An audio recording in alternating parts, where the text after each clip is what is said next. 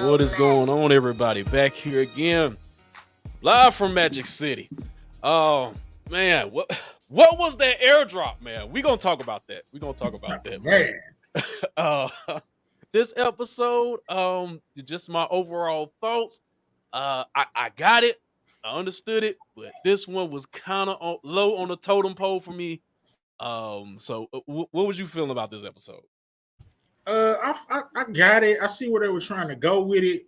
It was entertaining, but if we rank in the episodes, it'll probably be one of the lower ranked episodes. Yeah, Definitely. If you're going Tales from Atlanta episodes, that's the episodes without the crew and Earn. It definitely was the last one. It probably be the weakest episode of the season. now I would agree. if y'all would have put White Ernest at the funeral, I would have ranked it higher. What was White Ernest that? Could have brought him back from the dead, man. But anyway, so before we get into this thing, let's go ahead and do promotions at the front end of this thing. So, Tournament of Gangsters, make sure y'all tune into that 8:05 p.m. Eastern tomorrow. Unfortunately, I will not be there as I'll be on a flight to Minnesota during the recording. But my guy Brillo, he gonna be big pimping. It's gonna be ladies' night. Tell him about it, man. Yeah, we're gonna have all the ladies in the building. We're gonna have Pretty Girl Trap Content, Nita the Diva, Moochella, Miss K, and if a couple more ladies want to come up and chop it up with your boy Brillo for round 2, we got some incredible matchups. Of course, we got games and fun. So just 8:05 tomorrow on Brillo the Big Review. Tap in. All right.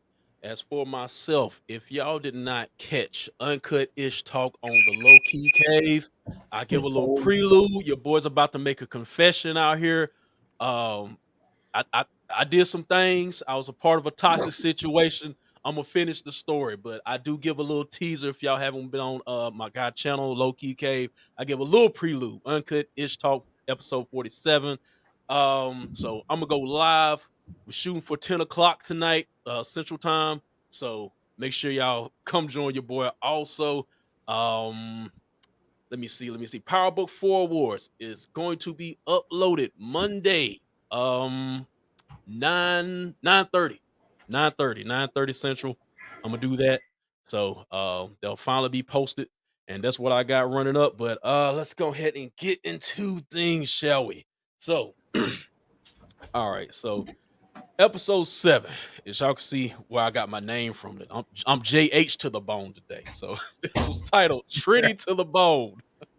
All right, but we start off this episode with another character. His name is Miles, and I found it odd that he was running to this rap music. At first, I thought it was just a score, but then they showed him running in the house. He was taking his earbuds off, and the music was playing from the earbuds.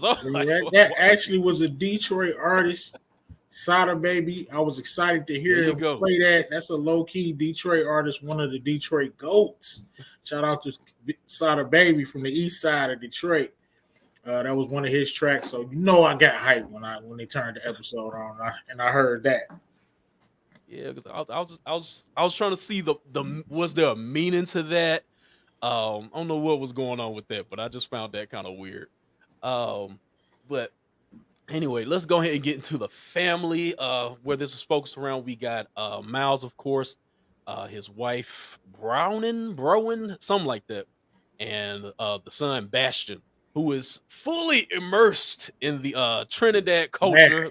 You got Sylvia, who we don't see in person, but she died in this episode. She took care of Sebastian and one of the permanent parts in this episode where, they was trying to feed him eggs Benedict. He said, put some spicy curry on that bit. That was funny as hell. He won't touch his eggs Benedict. That boy pointed to the spicy curry, got the scoop. My man tried it like, oh, this is so spicy. My man Bash banging that jump. Man. But yeah, other than just being biologically attached to Sebastian, I'm like, they didn't have much of a relationship.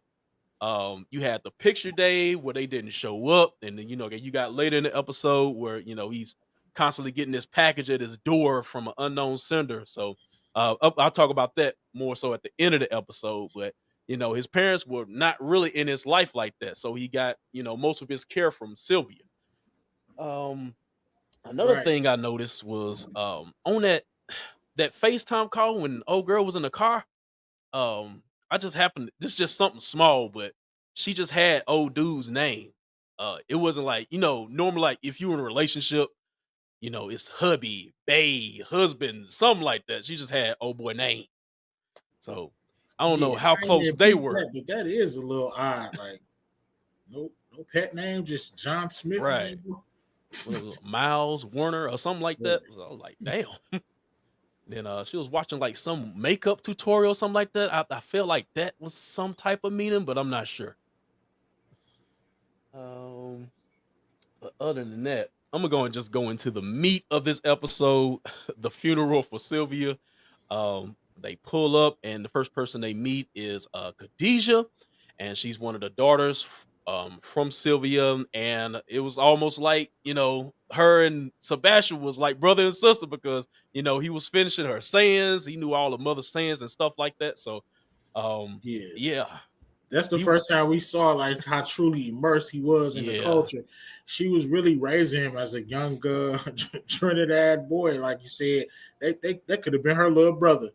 He didn't right, feel out of place at all. He actually livened up. You felt at home. represent your hood. But yeah, and then he was in church, and I'm like, he was participating heavily. He was like, "Amen, yeah, Yeah, yeah, that was crazy. yeah." That was weird as hell, but it was funny though. Then Yes. yeah, Amen. yeah. His little voice, Amen. Ah, Yes.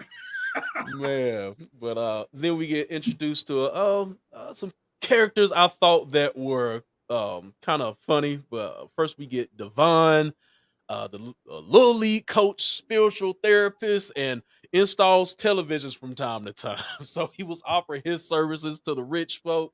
So I thought, was it him that sent that? Let's go ahead and get to the airdrop, man. Where's this picture? What I is think this? Hold on. I think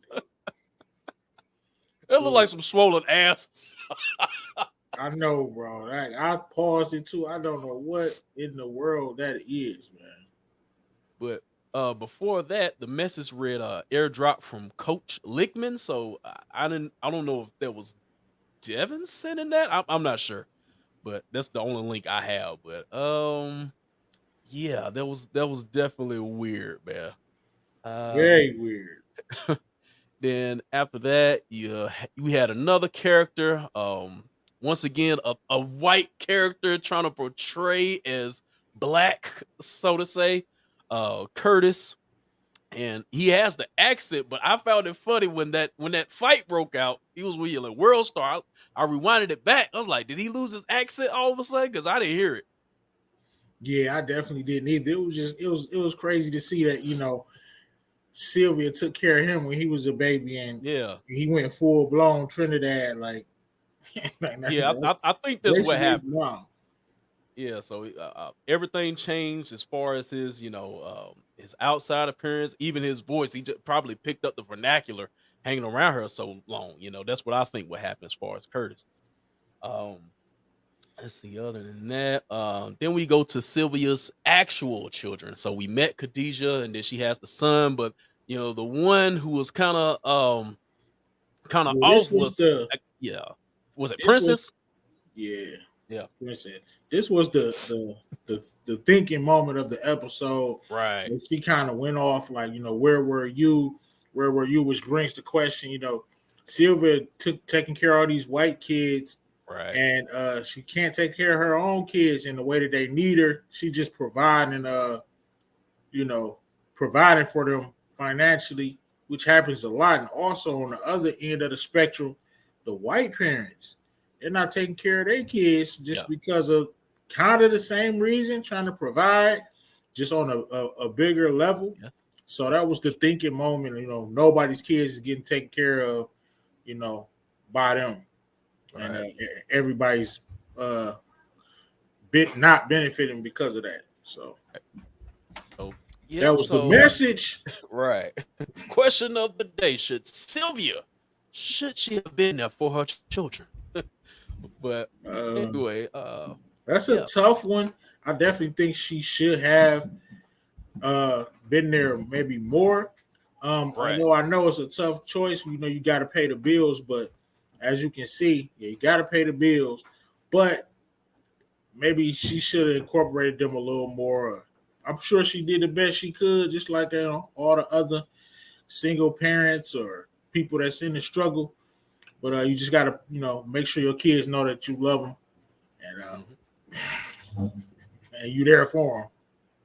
Right. So, but that pretty much wraps up my whole thing as far as Princess, because she got tired of everybody speaking so highly of her. She said like, this woman has never been there for us. Where was she at when her brother was getting knocked upside the head uptown, Right. all Trump, that. it was when And she then was at work.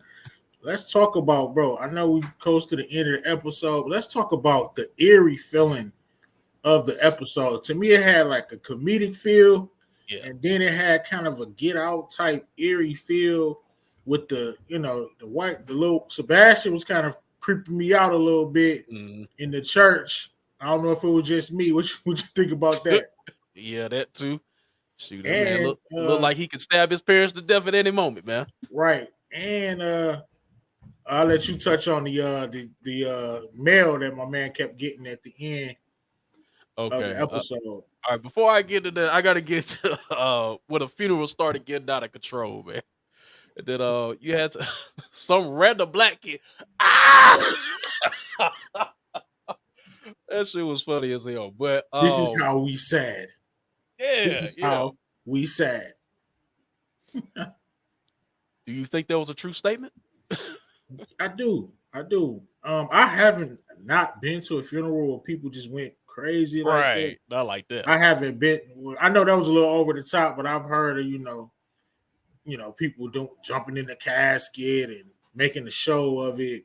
Hmm. So I think it's some truth to it. I haven't been to a funeral, where people do, regular tears Hmm. and things like that. Nothing too crazy, but I definitely heard about it. Yeah. All right. So yeah, definitely the fight during the funeral is probably the best part to me. But let's go ahead and get towards the end of the episode here. This was Once the creepiest part of the Yeah, episode for that me. that that eerie feeling, like dude was at a little bash, when he was in the bed and it said Sylvia's sitting right there, like, but you don't see her like sitting on the chair or whatever. So I'm like, dang, was she there or not? Right. Then And that doorbell rang and them Facebook, it was pictures of Sylvia on picture day looking yeah, clean. Sylvia was looking clean, and all the pictures had different facial expressions. So she right. was looking at them, and it just was real eerie, like she was saying something like, "This my son," Hmm. like this not your son. Like her facial expression, she did a real good job with the nonverbals. Man, creeped me out. I really think they took some elements from Tales from the Hood on this. If y'all remember the little story about the slavery dolls, and then you had that big portrait of I guess the grandma or whatever. And she had all the dolls sitting around her, and then at the end of the end of the little story or whatever, the dude's trying to tear up the painting, and then I think like at the end, it's just kind of like had this smirk on her face, like the Yeah, painting changed or something like that. So that's what it's definitely reminded me of. very eerie and bad, sitting there looking devious, looking like what's the movie with the Oh, kid that was I was talking about. might be talking about Omen, Yeah, looking like the Omen like kid, just Damien. looking dangerous, looking like Damien on that thing. Yep. I'm like, oh, Like, yeah, I got him. I got him. Oh, but yeah, that's pretty much it for this episode right here. Not oh, my real highest, quick. but yeah, You yeah. think they made the right decision by taking Bash to the funeral? Ah, I don't know if I don't know. That's a tough question because It I is. see that the reason for doing it, Mhm. uh, because he did love her, but I don't know if I wouldn't have took my kid. Mm. I would have just sent the check. I'd have probably paid for it or something. It looked like they had a lot of Right. cheese, Yeah. so I'd have sent them some flowers and stuff.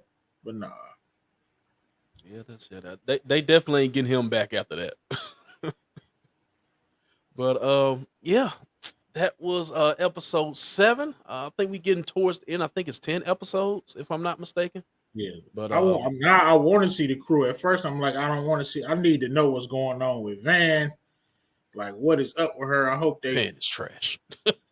she's definitely trash, man. She going. I don't know. They got to tell us what's going on with her. I can't wait to see the silliness they give us next episode because the way it's looking, they give us the Tales from Atlanta, then Atlanta. Then they might give us. They might do vice versa. So Yeah, they might do 2 and 2 because they did a back to back as far as the crew. yeah, So yeah, they yeah. might do a back to back, with Tails. So we'll see. But anyway, I hope y'all enjoyed this review. Make sure to drop y'all thoughts down below. Definitely on that question of the day was old girl wrong? Did she do her kids dirty? Should she have been there for her kids? But anyway, that's gonna be it for me. DJ's review. Brillo the Big Review. Make sure to subscribe to both channels if you haven't already. Catch those videos that's coming up. Tournament of Gangsters, 8:05 on Sunday. Not Sunday, but Monday on Brillo's channel. And make sure y'all tune in tonight, man. 10 o'clock. I'm confessing. 10 p.m. Central. I'm confessing, man. I'm Uh, definitely gonna be in the comments yeah. clowning you. So that'll be the Catch Up Podcast episode 22. I will also, since it's Toxic Sunday, I'm gonna be talking about my guy Future. I'm gonna be reviewing his album Man, as I well. don't So know. I might have to come on a little segment on that one, man. I like the album. I we shall see. Put a like diamond in the butt. What? that's my track. That's the most toxic track in the history. I mean, Man. I can boss a bitch up for nuts. Wow. Yep. But all right. But that's gonna do it for us for now. We'll see y'all guys later. Peace.